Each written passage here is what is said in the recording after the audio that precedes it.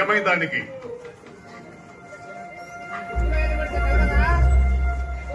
నీ ఆశయం కూడా నాదే. ఏమైంది? మన వాళ్ళంతా చనిపోయారు ప్రభు. అంటే అతను అక్కడికి వస్తాడని ఊహించలేదు ప్రభు. ఎవరు? బాహుబలి.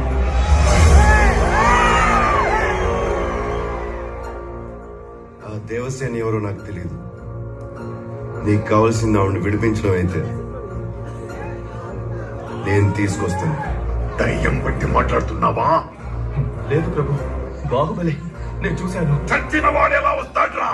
వచ్చాడు ప్రభు, నా కళతో చూశాను. వాడు మన వాళ్ళందరినీ ఒంటి చేత్తో చంపేస్తుంటే ఆ నరసింహస్వామి స్వయంగా విచ్చేసినట్టు. వాడు చచ్చాడ్రా, మేం చంపేశా. వాడి రక్తం కారి కారి భూమిలోకి ఇంకిపోయింది.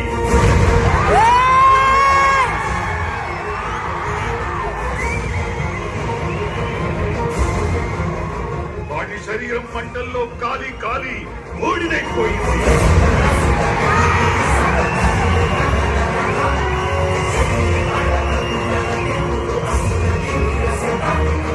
వాడి ప్రాణం ప్రాణహిత నది ప్రవాహంలో పట్టుకుపోయింది.